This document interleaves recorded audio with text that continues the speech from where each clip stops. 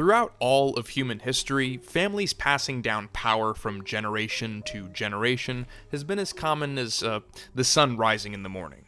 From Japan being ruled by a single family for over 1,000 years, to examples you can point to from today's day and age. But when you're talking about the staying power of families in, say, the NFL, it's a very different story. Unlike being a Japanese emperor, your last name alone doesn't guarantee you a seat at the table, but for a select few, it does provide enough opportunity to follow that same path. Considering that a pool of over 1 million high school players annually is whittled down to just 254 taken in each NFL draft, every advantage is key, whether it's the ability to be around the best football has to offer for your entire life, or genetics that make you look like a younger version of the Incredible Hulk. That concoction that can go into creating an NFL family is what I want to talk about today.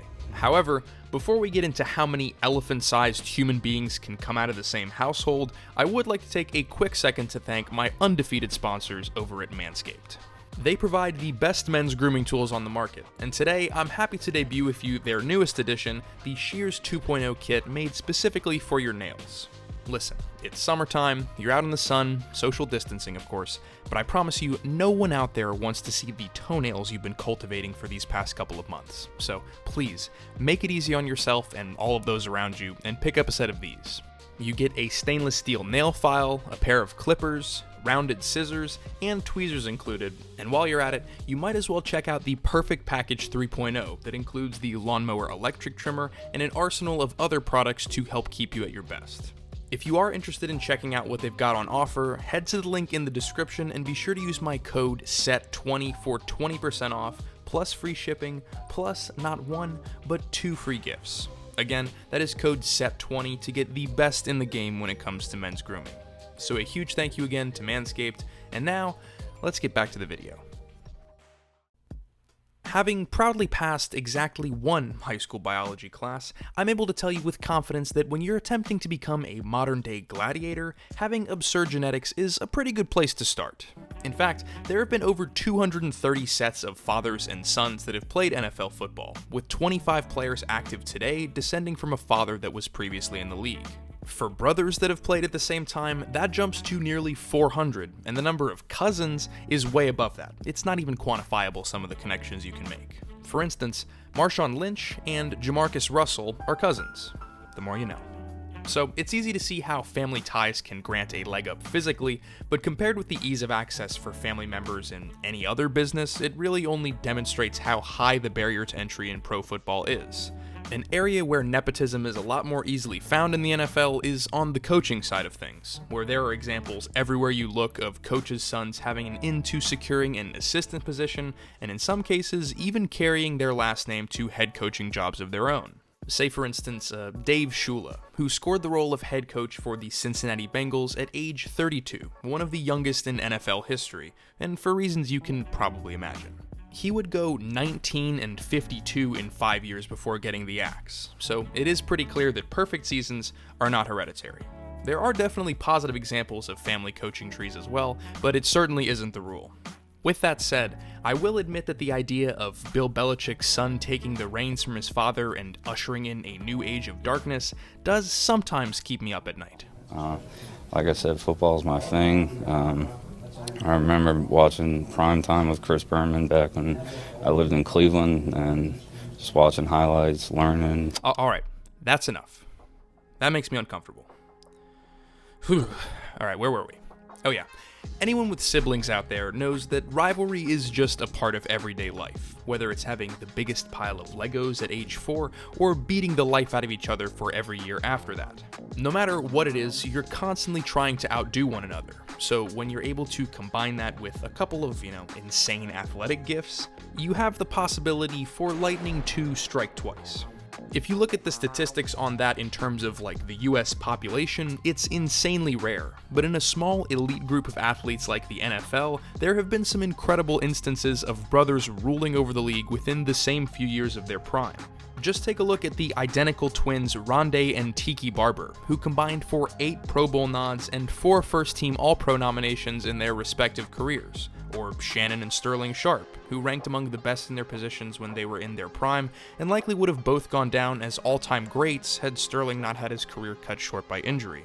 Of course, then there's the Gronkowski clan, who manufactured not only the most dominant tight end of probably all time, but also 3 other brothers who played in the NFL for various lengths of their own. And even though now all but one of the Gronks have retired to pursue careers outside of sports, today's football landscape is still ruled by a number of different sibling ties. You can take your pick: Jason and Travis Kelce, Devin and Jason McCourty, Kyle and Kendall Fuller, the Pouncey twins. The list can go on and on and on if you want it to. And there's even a rivalry between sets of brothers within the exact same position, all playing at an all-pro level. In one corner, you've got the Watt brothers, JJ, TJ, and Derek, the first of whom is a 3-time Defensive Player of the Year and one of the best edge rushers in NFL history, the second of which is quickly following in his brother's footsteps, already racking up 2 Pro Bowls and a first-team All-Pro designation as an edge through his first 3 seasons, and the third is entering his 5th NFL season, but he doesn't get as much love considering he plays fullback. But hey, fullbacks are people too, man. If that group isn't enough dominant pass rushers that are directly related for you, for whatever reason, let me point you to a pair that both won Defensive Rookie of the Year out on the West Coast. Joey and Nick Bosa are about as close to carbon copy skill sets that you can get at the professional level, and it just so happens that that shared skill set is one of the more unstoppable ones in the NFL.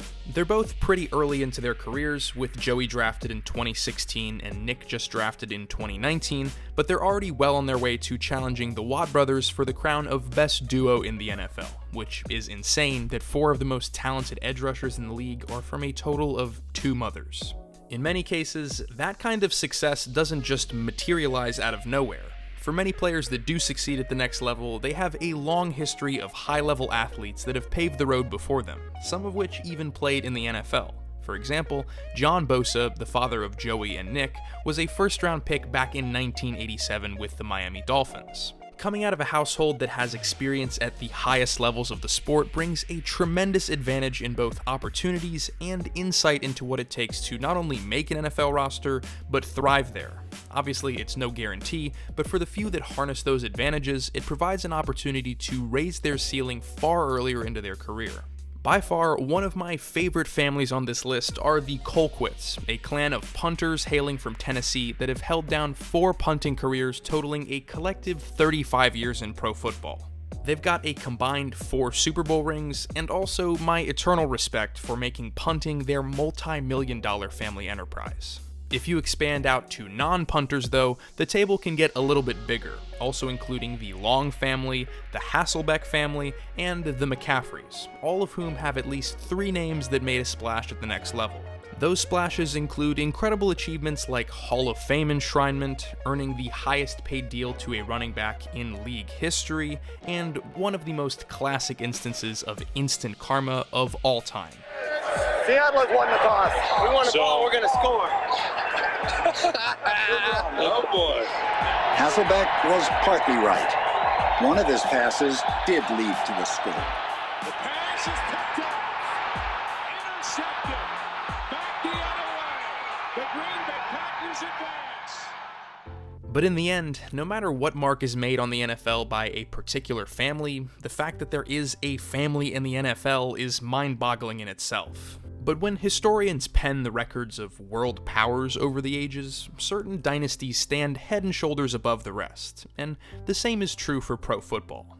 There's generational success in the NFL, and then there's families essentially owning a piece of the National Football League with their dominance.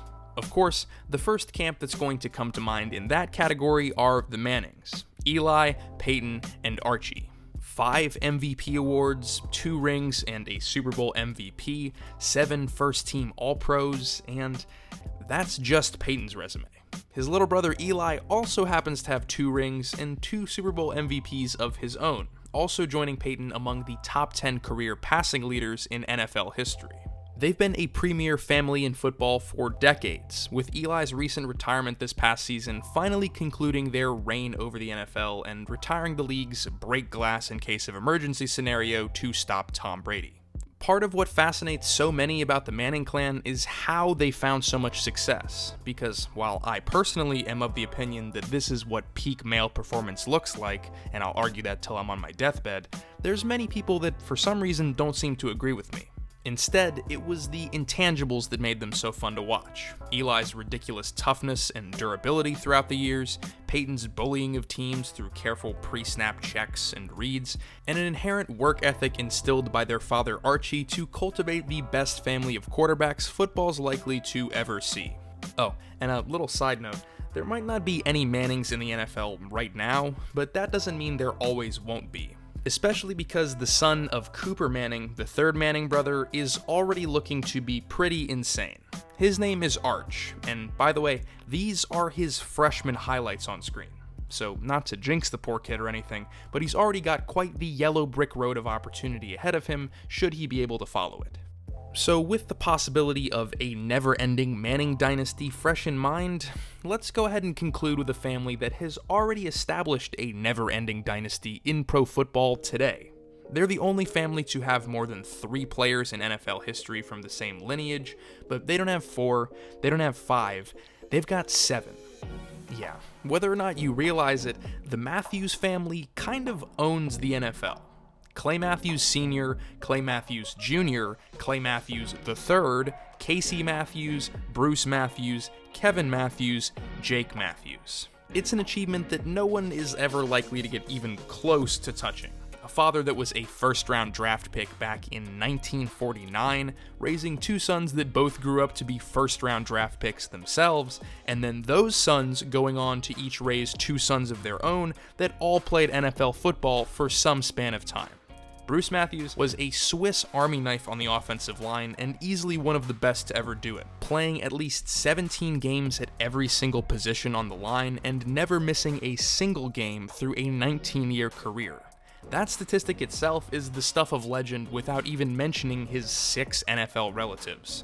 And when you boil it all down, the Matthews family has a combined 25 invitations to the Pro Bowl, 11 first-team All-Pro selections, and 2 Super Bowl appearances, all within a total of 69 years of experience in the NFL. A streak that is still ongoing, by the way, with Jake Matthews still playing for the Atlanta Falcons.